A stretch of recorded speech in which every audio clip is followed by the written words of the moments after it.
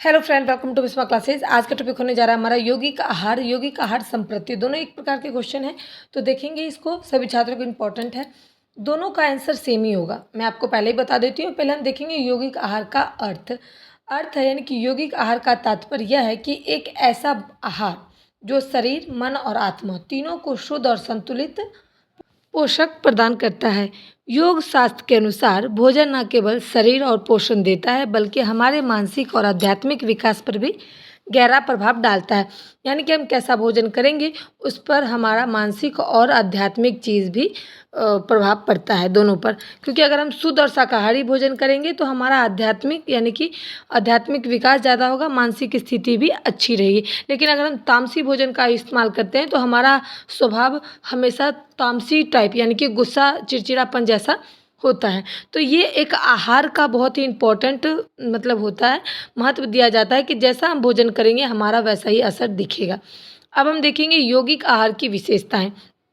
पहला तो है सात्विक आहार पर आधारित। यह आहार सात्विक गुणों को बढ़ावा देता है, जिससे मन शांत और स्थिर और सकारात्मक होता है। सात्विक आहार यानी कि जो शुद्ध हो, कम तेल मसाला वाली हो, मतलब मसाला वाली हो ही नहीं, बल्कि हल्का फुल्का जो भी होता है, जैसे आप उबला हुआ खाना कहते हो उस टाइप का, तो उसमें प्याज लहसुन नहीं होता है। उसके बाद दूसरा है प्राकृतिक एवं शुद्ध, यानी कि रासायनिक प्रोसेसर या फिर बासी भोजन इसमें वर्जित होता है। प्राकृतिक में क्या होता है, जो कि हमें प्रकृति से उत्पन्न होती है, जैसे खीरा हो गया, जितने भी सैलेड है, तो वो चीज़ें हमें प्राकृतिक से प्रदान होती है, तो इसे हम खा सकते हैं। और बासी भोजन इसमें वर्जित होता है, यानी कि हम कोई भी चीज़ को रख कर दोबारा नहीं खा सकते हैं, तो इस चीज़ को वर्जित किया जाता है। तीसरा है संतुलित पोषण। इसमें प्रोटीन, विटामिन, खनिज, रेशा आदि को संतुलन होता है, यानी कि ऐसा भोजन हमें करना चाहिए जिसमें प्रोटीन मिले। अब एक मूंग भी है, ये शुद्ध में आता है, मूंग की दाल खा सकते हो, इससे प्रोटीन मिलता है। विटामिन के लिए कई सारी चीज़ें आती है, वो खा सकते हो, तो इससे मिलती है हमें। अब ज़रूरी नहीं है कि प्रोटीन और विटामिन के लिए हम अंडा यूज़ करें, चाहे हम मछली यूज़ करें, तो ये सारी चीज़ें नहीं करनी चाहिए। उसके बाद 4 में है समय अनुसार भोजन।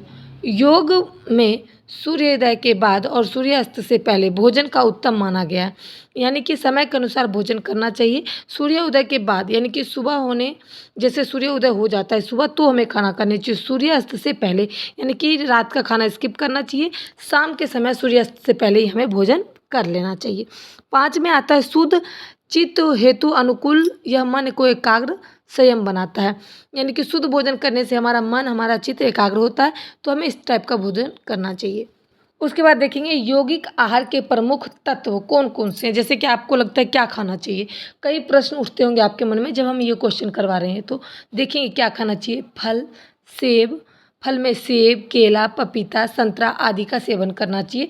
सब्जी में प्राकृतिक जैसे क्या देता है, पालक, गाजर, लौकी, तोरी, भिंडी, तो ये सारी चीज़ें। अन्य और भी कई सारी सब्जियाँ, हरी सब्जियाँ, वो आप ले सकते हो। अन्य में साबुत अनाज जैसे गेहूँ, चावल, रागी आदि चीज़ें आप ले सकते हो, जैसे मरुआ, बाजरा बोलते हो, इस टाइप की, वो सब ज़्यादा गर्म भी होती है।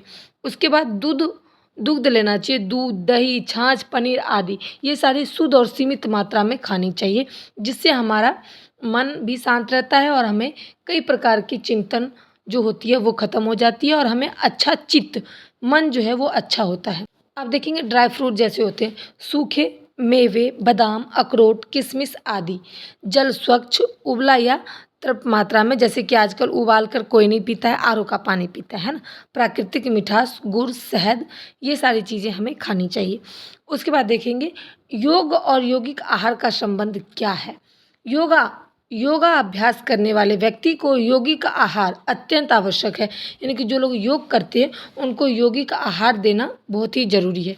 क्योंकि अगर हम योग करेंगे मन को शांत करने के लिए और खाना खाएंगे हम अशांत वाला, तो हमें कैसे एक दूसरे का संबंध अच्छा होगा, कैसे हम कोई भी चीज़ पर ध्यान लगा सकते हैं। तो इसलिए योग करने वाले व्यक्ति को यौगिक आहार ही देना चाहिए, ये आवश्यक है। क्योंकि शरीर को शुद्ध करने के लिए, मन को शांत करने के लिए, ऊर्जा बढ़ाने के लिए हमें यौगिक आहार का सेवन करना चाहिए।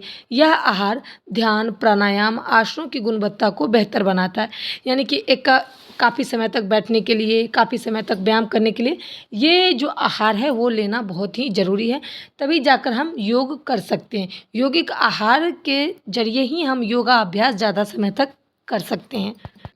अब हम इसका निष्कर्ष देखेंगे। यौगिक आहार केवल शरीर को ऊर्जा देने के लिए नहीं बल्कि मानसिक एवं आत्मिक उन्नति के लिए भी अत्यंत आवश्यक है। यह योगा अभ्यासों के लिए एक आदर्श जीवन शैली का अंग है जो उन्हें स्वस्थ और शांत को संतुलित बनाता है। यानी कि सभी चीज़ को पढ़ने के बाद निष्कर्ष बताना ज़रूरी होता है, उसके बाद ही आपको क्वेश्चन में अच्छे नंबर मिलेंगे। तो इसलिए हम सब वीडियो में लास्ट में निष्कर्ष बताते हैं, आप इसको पढ़कर भी क्वेश्चन को पूरा समझ सकते, बना सकते। यौगिक आहार केवल हमारे शरीर के लिए ही नहीं बल्कि हमारे मन के लिए, हमारे शरीर के लिए ऊर्जा देने का काम करती है। मानसिक आध्यात्मिक उन्नति के लिए भी अत्यंत आवश्यक है। यह योगाभ्यास के लिए एक आदर्श जीवन शैली का अंग है जो कि उन्हें स्वस्थ, शांत और संतुलित बनाता है।